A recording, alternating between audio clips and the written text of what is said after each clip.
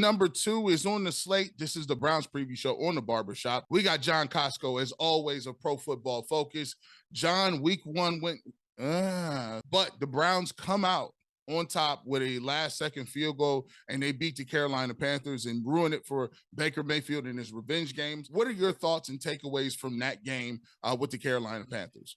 Yeah, I don't care how it looks. A win is a win in week 1, considering the Browns haven't won a week 1 game in, almost 2 decades now. So, I think the Browns handled that game pretty cleanly for the first 3 quarters of the game.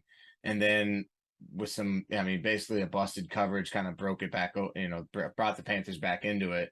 And Browns just didn't do a very good job closing that game out. And you needed a 58-yard field goal to win it. Myles Garrett was dominant in that game, highest graded player of the week at PFF. I think that Brissett looked like I had nervous energy about him. He didn't play very well. And I think for the most part, other than 2 plays, the Browns defense was really good. So I think there's a lot of encouraging things there. The Browns run game opened up a lot of holes. And I think there's, you got a week 1 win, and that's all you can ask for. Yeah, I've been saying it on Ultimate Cleveland Sports Show. I've said it on the Locked On Browns podcast. When you're playing with a backup quarterback like Jacoby Brissett, anytime you can get a win, you're going to take that win and just get out of town with it, especially a game that was emotional like that. When you look at the Pro Football Focus stats and you look at what Jacoby Brissett was able to do, I think there's only a few quarterbacks ranked less than him in the rankings, and one of them happened to be Baker Mayfield. Some of people were surprised by that. They said, I don't know how, I think they kind of saw the play with Robbie Anderson and the long play at the beginning of the first half, and they kind of figured, hey, why was Baker's grade so low? In terms of that, I tried to explain them. Maybe you could do a better job of it. Why does the Pro Football Focus have Jacoby Brissett, even though missed throws, rated higher than Baker Mayfield in this game? Baker had a really bad interception, and he also dropped how many snaps? 4 of them. Yeah, 3 had 6 batted passes or something like that. So, and he was just generally inaccurate for pretty much the entire game, other than 2 throws. So, you're talking about like not having a plus type throw for pretty much almost the whole entire game. I think he had maybe like 2 or 3 of them or something like that. So it's that's essentially the reason you fumble the ball. He fumbled the ball in a strip sack. It's not really his fault, obviously. But I think getting batted passes, that's kind of on the quarterback. And then you drop snaps. That's going to tank your grade as well. He saved essentially his grade with the busted coverages that were gifted to him. So we're not like overinflating. That's on the defense. And obviously he took advantage of it, which is not something he really did very often with Cleveland, which is interesting. But he took advantage of that busted coverage and it obviously helped out. But he was just not good. Like I don't think you can look at his performance and say that, oh, he played a pretty solid game or something like that. He did not. So I think his grade is fair when it comes to that regard. Hey, that's why we have you on. Sometimes you can see it with your eyes, but sometimes people be emotional. They want to see the performance, but that's why we got people in there that look at, people arguing that Baker had a good performance. They said it was average. They said a lot of people said it was average, and I'm like, I don't know what game you were watching. I mean, Jacoby Brissett didn't play well. No, he didn't. He missed a lot of throws. So I mean, I don't think you could argue from 26 to 32, right? We're talking about a grade difference of this between the two. They're both down here into the gutter, where you're talking about like good performances up here. Like they were both bad. Whatever. I mean, I think that's, when you move forward. Coming up later in the show, we'll talk about your top 5 power rankings, and we'll talk about quarterbacks a little bit in that segment, and you'll see why you have those quarterbacks where they are based on their skill set and what they've been able to do so far. Looking at this game moving forward, before we can move forward to the Jets, let's talk about a few guys that really did well in terms of your grades for the Carolina Panther game. You already mentioned it a little bit earlier. Myles Garrett had a dominant game. What did you see from him? He was just disruptive, getting after Baker Mayfield, on multiple occasions. He just made that rookie left tackle look like a rookie left tackle that didn't really belong in the NFL. And Myles Garrett's going to make do that to offensive tackles this year. But his grade there was a 94.4. It was the highest grade in the NFL of any player this week. He talked about not just the 2 sacks and the forced fumble, but he also had another additional like 4 or 5 pressures, had another couple additional wins that he would have turned into pressures had the ball not been out in under like 2 seconds there. So he was just owned that left tackle. A couple other people that seem to do well. You got Nick Chubb, who I thought carried the burden of the load. I thought he was really elusive. He always makes guys miss. I thought that was on full display against the Carolina Panthers. Guys letting people go on the backside. He's stepping out of tackles. He's elusive. Never gets hit by the first guy. What did you see in Nick Chubb, and how did he grade out? Yeah, Nick Chubb was the second highest graded player on offense for the Browns behind Wyatt Teller. Wyatt Teller had an excellent job in pass protection and run blocking, paving the way for both Chubb and Kareem Hunt. Chubb, obviously had over 100 yards, a really efficient day for him running the ball. Broke a handful of tackles and just generally looked really good. Obviously, like Nick Chubb and what you'd expect from him. So, he made the most of his touches, obviously with ultra efficiency, and moving the chains for the Browns. We'll pivot to this. Obviously the running backs are really great. The Browns are using them well, and I think they'll use them for the remainder of the season. But one area that you got to get better at, and the Browns seem to look to do that when Deshaun Watson get back in Week 11, is the quarterbacks. When we come back, we'll talk about Kosko's top 5 quarterbacks right now, who he likes, who's doing their thing, and give some of those characteristics that we want to see the Browns have. We'll come back and do that. It's G. Bush, John Kosko on the Browns Preview Show.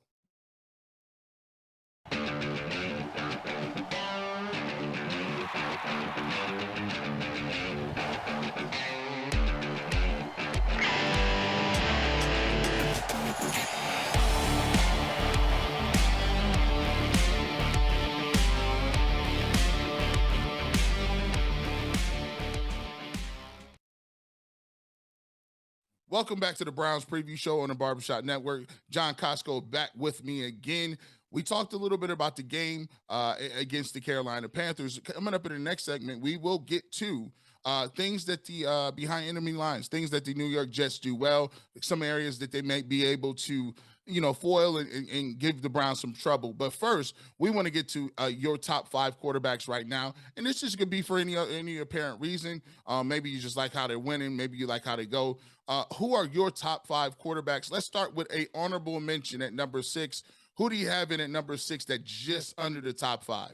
Well, so this is not a Week 1 ranking. This is who's going to be what I think the best throughout the whole entire season. Because if you're talking about a Week 1 ranking, then you're putting like guys like Jalen Hurts and Geno Smith into the top 5. Okay. And those guys are not going to be in the top 5. So I think you kind of have to look at, the broader picture of what's going to happen this year. I'm going to put Justin Herbert at the honorable mention, number 6, just outside the top 5. He's a stud of a quarterback for sure. Can make all the throws and is obviously efficient with it. If he has a very good chance of putting himself into the top 5 for sure. But he, showed no signs that his play is going to decline in 2022, based on his Week 1 performance of kind of, decimating the Las Vegas Raiders. Let's get in number 5. Might not be a very popular one after his performance this past week, but I'm putting Joe Burrow at number 5. It was bad. He had to, 5 interceptions. I think 4 were, one was he had like 5 turnover-worthy throws. Like, it was just not a good performance by him. But I don't put a lot of weight into Week 1 performances. We've seen we've seen weird things that happen in Week 1, like we did on Monday night, where the Broncos lost to the Seahawks and Geno Smith looked like the best quarterback in the NFL for a half a play. So I think Burrow is going to be just fine. He showed it last year. He was the second highest graded quarterback in the NFL. He started slow last year as well. It wasn't as bad as this performance for sure. But he's also coming off of an appendectomy surgery that he had in training camp that he really didn't get to practice all that much this year. So you can't really have put him in a harder week one matchup Yeah. for sure. So I think without practice and against the team he went against, and the fact that in the second half he played a lot better than he did in the first half, I think he's going to be just fine. Yeah, I take a look at the Bengals. They didn't play anybody during the the preseason. I think I'm a preseason guy. I at least want to see my guys get out there a little bit. I mean, even Jacoby Brissett for the Browns looked like he was off on like 4 or 5 throws that were wide open. He just hits 2 of those. It's a different game. I have no problem with Joe Burrow. I think he'll bounce back. I think he's safe bet to be inside the top 5. Look, coming in number 4, you got it 4. Josh Allen, and he was the best quarterback of week one. Yes. He was very, very, very good, efficient. Missed basically one throw, which turned into an interception. He had 2 interceptions, but one of them was not his fault. It bounced off the hands of his receiver into the hands of the defender. But he showed in the playoffs last year and all of last year and the year before that he can be an elite level quarterback. And he just kind of picked it up where he left off with a great performance. And put him at 4 is, I mean, he has a chance to go into the top 3 for sure. But obviously the 3 guys that are going to be there are, they're already solidly in the elite category of NFL quarterbacks. Right. No problem with 4. I thought the Buffalo Bills looked real scary the first week. Maybe it's just because of the simple fact that everybody else is starting off slow, but there's always a couple of teams that come out week 1, you be like, man, if they play like this the rest of the season, it's going to be a problem. But we know football season covers from when it's hot outside to it's cold outside and there's ice on the ground. So that's a very long season. So we got a lot of football to play, but like him at number 4. Number 3. It's going to be Aaron Rodgers, the back-to-back MVP guy. He had a bad week 1, one of the worst performances of week 1. But again, he did the same thing last year, got absolutely boat raced by the New Orleans Saints, and then they ripped off 8 straight wins. He was unfortunate on the deep ball that he threw to Christian Watson that was dropped for a touchdown. But I think he's Aaron Rodgers until we see some sort of sustained bad play from him. He's not going to be outside the top 3. So like you could argue that he could be number 1 on this list for sure. So I know that his weapons are definitely not as good as previous years, but he's Aaron Rodgers, and I'm not taking him out of the top 3. Listen, we'll revisit these at some point during the season, and I think you give him about 8 or 9 games, and we'll see which guys are firmly still in this list or guys that are falling off, and see some guys that may have moved into the top 5. Let's go with number 2. I'm going to go with Tom Brady on this one. Okay. So Tom Brady did not look great in week 1. It wasn't bad, but it wasn't anything to write home about. I think there's a level of, this is last year, and why I wouldn't have him as 1 is because I think there's this maybe a small limitation to his game if there's anything that you could say negatively about Tom Brady.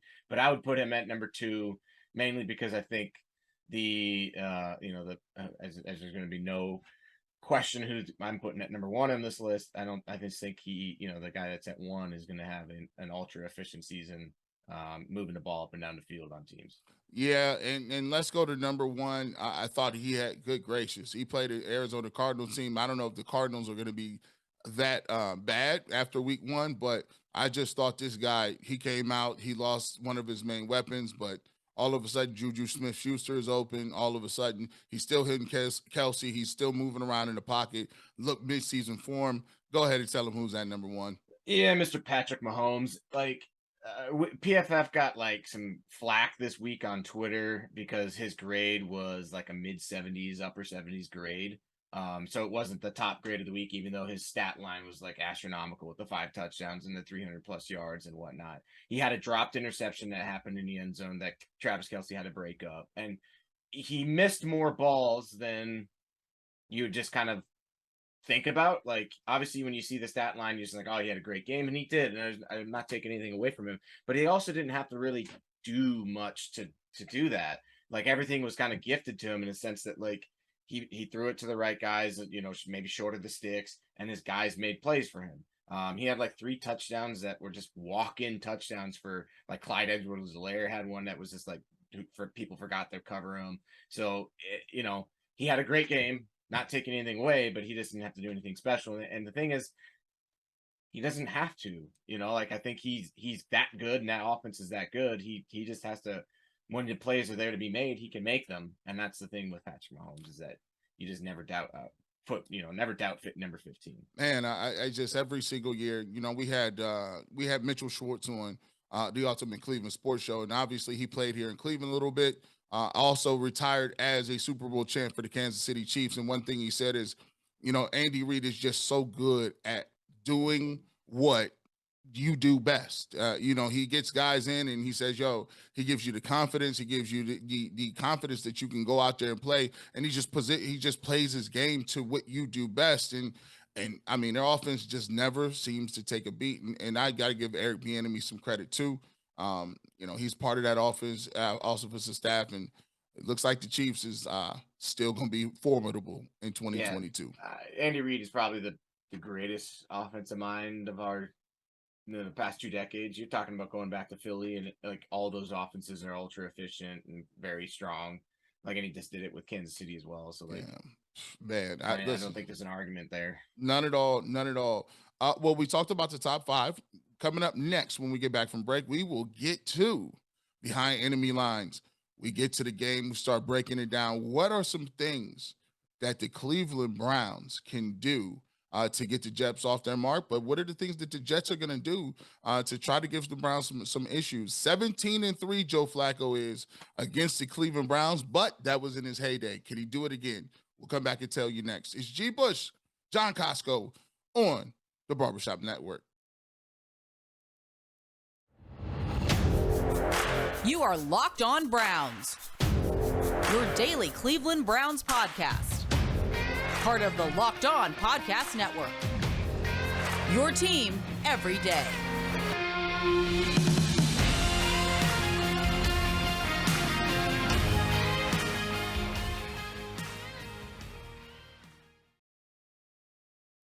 Welcome back to the Browns preview. John Kosko is with me in Pro Football Focus. We've given you the grades. We've broken it down. We went around the league a little bit. Let's get into this game specifically. The New York Jets come to town, Browns home opener. The Jets last week threw the ball around the park a little bit. Played the Ravens. They did not come out on top. Lamar Jackson had a pretty decent game throwing the football against them 3 touchdown passes. What are you looking for out of this Jets game? And is there anything the Jets do well that could potentially get the Browns some problems? No. And no. So, like with Joe Flacco as your quarterback, you're extremely limited in what you can run offensively. You have to have a strong run game and then a good play action game off that, and he's got to be able to drop back in the pocket and find open receivers. They have talent. Like, I like the talent that they have, and with their playmakers. Garrett Wilson, I think he has a chance to be a really solid rookie this year. I like Elijah Moore, and I like Corey Davis as a kind of that veteran guy that's good veteran, not like a world breaker or anything, but they got those pieces there. And then Breece Hall, they picked him in the second round. I wasn't a huge fan of Breece Hall, but like, I think he's got talent. So it's a matter of that offensive line being able to protect, which their highest graded offensive lineman this week was Elijah Vera Tucker, who had at 76.2, mainly kind of because he has a good run block grade at 91. His pass protection was awful at 45. And then you talk about George Fant, at the tackle position, 56 in his pass protection. Connor McGovern, 59.8 in his pass protection. None of it was good for them from an offensive line standpoint. So you're talking Myles Garrett and company are going to feast on Joe Flacco if he's going to hang on to the ball at all this weekend. And I think it could be a long day for that offense. Flacco will get rid of the ball quickly. So I guess the one thing that Flacco does do well is that when he's kept clean from pressure, he can distribute the ball. He had an 80% completion percentage and 266 yards when kept clean from pressure last week, and a 79.7 grade. and got rid of the ball in 2.1 seconds. But if he has to hold on to the ball at all because there's pressure, that time to throw goes up to 3.44, and his grade is tanks to a 46, and he only completed a quarter of his passes for 2.3 yards per attempt. So get pressure on him, he's gonna crumble. But I think when it comes to the Jets, their secondary is generally not very good. I like Sauce Gardner a lot. He balled out. Yeah, and he graded at a 72.9. He was only targeted 3 times, gave up 1 catch for 8 yards. So and had a really nice pass breakup. So I don't know if you want to test that guy. Even though he's just a rookie, and a lot of times NFL quarterbacks go, all right, where's the rookie? Let's pick on him. He's not a guy that on this defense that you want to pick. There's better options to pick on. And it is time for the X factors. Let's go with defense because they say it wins championships, but you need both in my case. But we'll go with defense to start off. John, who is somebody defensively who you really want to see something from, or is going to have a big time role in this game? Yeah, my flag football team that I coach for my sons, we had a win. We had a defensive stop that got us the win yesterday. So that's dope. Defenses win championships. What's the name of your team? The Rangers. The Rangers. For the Rangers, listen, that is a great defensive stop. Hey, and defense does win championships, right? Yeah, that's right. So I wanna see what in this week what Greg Newsome and that secondary can do, because the secondary was pretty solid for most part, but Greg Newsome was part of, for one, John Johnson always kind of be a part of big time busts that happen in the secondary.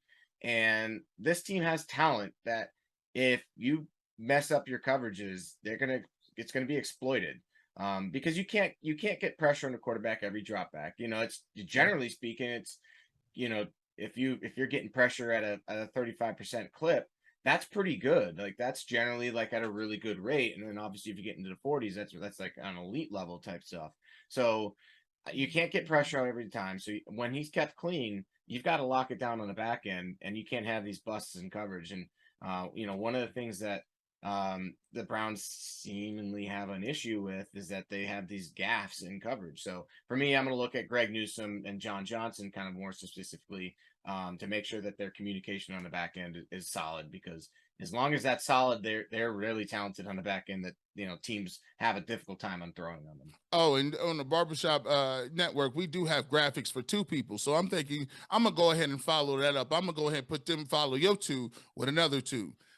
Give me Grant Delpit and give me John Johnson. Now, John Johnson, that means you on 2 lists, right? Look, right, man, it seems to be that when something is happening, you're the guy that's turning around looking at. I think, and let's be clear. And sometimes it's funny because of that. Sometimes there's a situation where people can say, you know what, just because you was the guy chasing the guy doesn't mean it was your fault. But I just want, in general, the safeties to get people lined up. I want the safeties to be solid, and I want that if there is a busted coverage, that it isn't going for 75 and keep people in front of you. So I'm looking at Grant Delpit and John Johnson as X factors, because I think they're the key for the Browns going from a good defense to a great defense if they can clean some of that communication stuff up. Let's go to offensive side of the football. Offensively, we had a big game from Nick Chubb. We finally saw Kareem Hunt in the backfield at the same time. Kevin Stefanski looked to be a little creative in that. Who are you looking at in this game that can really turn the tide for the Browns offensively against the Jets? I want to say turn the tide, but I am going to be looking at Mr. Jedrick Wills closely this year, because you were drafted number 10 overall before Tristan Wirfs, and before Tristan Wirfs, and Tristan Wirfs has turned himself into one of the best offensive tackles in the NFL. Yet you're sitting here and you're putting up grades in the 50s. So you've had the excuses of injuries the first 2 years and moving from right tackle to left tackle. But man, you've been at that left tackle position now for 2 years. You should have it figured out on how to play the position. So be better. Essentially just be better.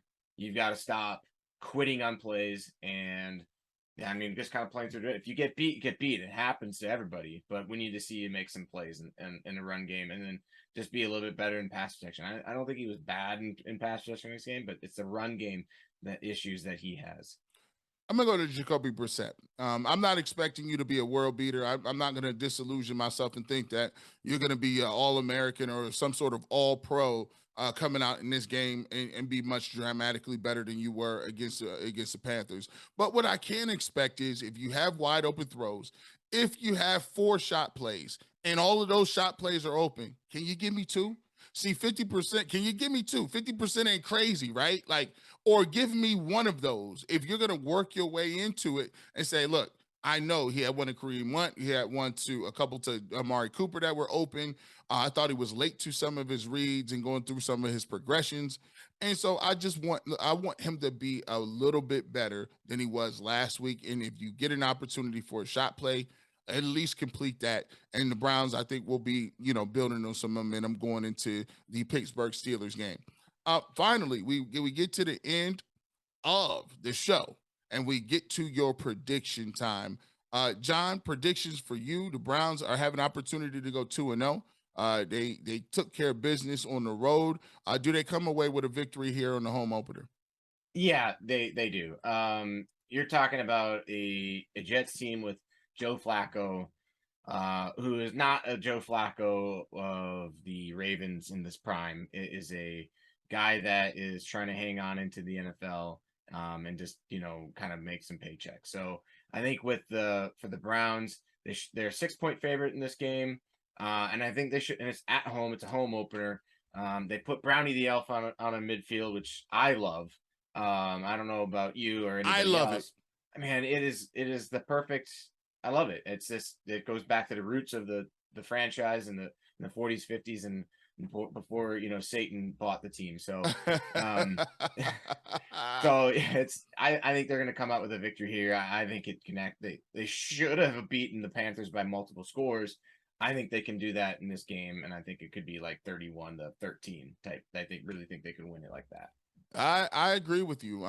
First of all, there's a lot of people on the internet that are the loud minority. We hate it. We hate it. We hate it. Well, there's a lot of people that voted for that thing and overwhelmingly love the elf in the middle of the field. And who cares about whether it's intimidating? I'll steal this from Mike Polk. How many teams are named after birds? I don't know if Cardinals are intimidating, right? Dolphins are intimidating. Like, when is the last time you seen a killer dolphin? I know dolphins actually can get together and kill whales, or they can kill sharks. I know that. I watch Discovery Channel. But there's all kind of things. The Saints are not intimidating. That's literally somebody working at the Salvation Army giving you stuff like for free. That is a saint. So give me a break with the intimidation stuff. The elf looks great. Love the AFC in the end zone. Love the Browns in the end zone. Great job by you, Cleveland Browns organization. Now let's talk about what's on the field. I'm going to go, the Browns are going to win this game 37-17. I think that they do a great job of defensively. I think Myles gets another couple sacks. I think Jadeveon Clowney gets his first couple sacks of the year. I think it could be a turnover fest. I think if they can stop the run on first down, Joe Flacco may throw you a couple of them. Interceptions are maybe on the board and maybe a possibility. Defense, no busted plays, no misassignments, no miscommunications. And I think the Browns come out with this one on a win with a 37-13 win, 37-17 win. That sets them up for an opportunity to go 2-0 is something that they haven't done in about 40 years. And I know we are all excited about that. John, any closing thoughts? No, I think Browns won week 1, and that's the main thing, is that it's the first time in almost 2 decades. So I think take the victory. Doesn't matter how it looks. A win in the NFL is a win, and be happy with it, and look forward to hopefully going 2-0, which is definitely something that hasn't happened in a long time in Cleveland, since probably 94. I'd have to look that up, but I think that's all the thoughts I have on that, because a win is a win in the NFL and they don't come easy. So make sure what we're going to do, make sure you hit the subscribe button for the barbershop. Make sure you like this video so it's able to be shown to multiple Browns fans around the way. And if you're a huge fan of the Cleveland Browns, make sure that you check me out. Jeff Lloyd will be on the 2-minute warning, which is the Browns post-game show for the Ultimate Cleveland Sports Show. We'll be on there with Adam the Bull, Mikey McNuggets, and watch that. We'll be coming to you live 2 minutes right during the 2-minute warning, so you get your instant live reaction, and we'll go through the post-game. For John Kosko, I'm G. Bush. Thanks for watching the Browns Preview Show on the Barbershop Network.